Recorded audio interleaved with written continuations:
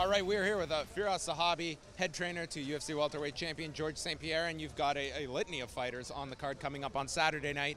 First of all, for this training camp specifically for us, building up to Carlos Condit, lots of questions about the knee, and I'm sure the camp really revolved around that fact. For this camp, was this a lot of George back to his regular routine in terms of a traditional camp in the sense? Yes, when George prepared for his camp with Condit, it was very difficult. Mentally, physically, he could barely do 3 rounds with an amateur fighter. He really started at 0.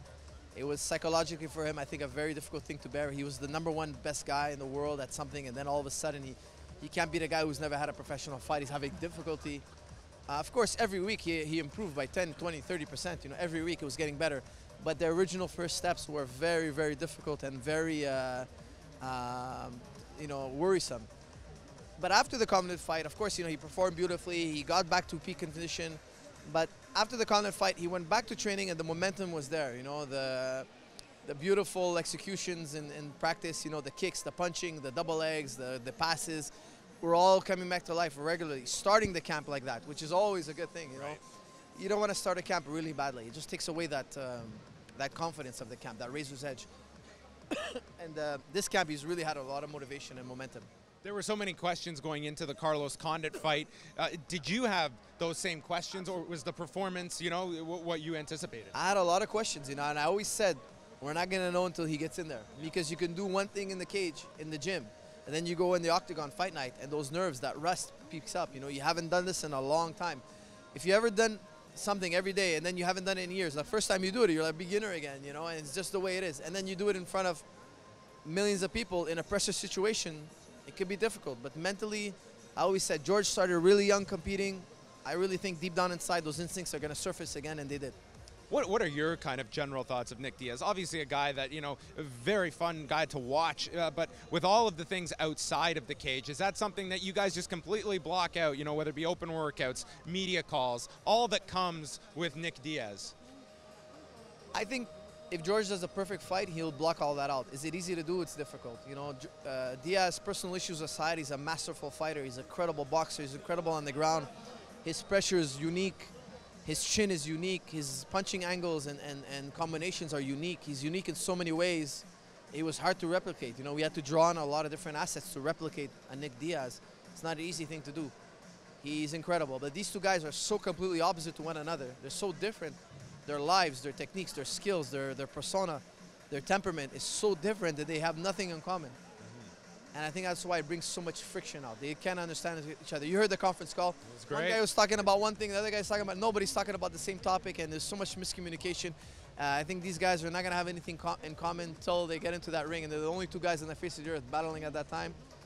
I think that's the only thing they have in common. Maybe it'll bring them closer together. Maybe they'll hate each other even more. I don't know. I want to go just rapid fire through a few guys. Mike Ricci, returning to 155 pounds. When he, suggested to you going on the Ultimate Fighter, fighting at 170, did you think it was a wise move for him to do at the time? And how happy are you that he's here back at his natural weight class? I was worried because when you fight bigger guys, you have a more risk of injury. I think he's very competent in terms of fighting, but I hate to give up that extra weight because you can lose to a lesser guy, or you can get hurt, win, but still get really injured. It was a calculated risk. He really wanted to do it, so I gave him the okay. I gave him my blessing, and I think he did extremely well. I couldn't be happier. But you're going to see he's going to perform, I think, a lot better at 155.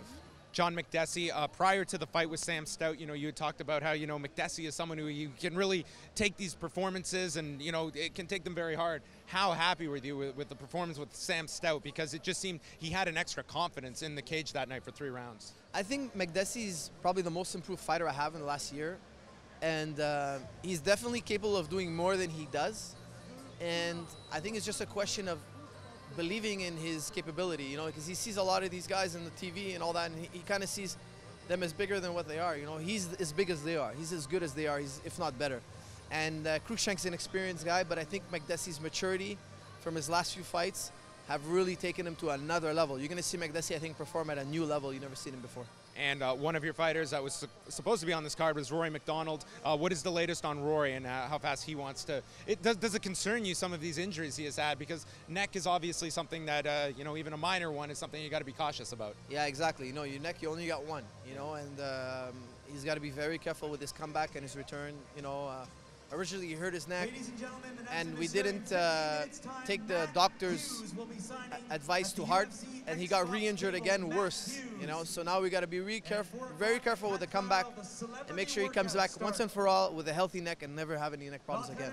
And finally, just on yourself, for us, I mean, tell us a bit about how you are holding up right now with TriStar just expanding at such a rapid rate. How are you kind of, you know, just managing, you know, overseeing all of these fighters? I mean, does the buck stop with Firas Zahabi? And how do you kind of manage when you've got so much talent working out of TriStar at this point?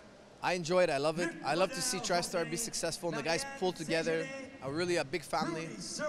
For me, it's all about putting the first things first. You know, we have a lot of things to do. We have a lot of fights. We just got to organize. And I think we're one of the most organized gyms out there.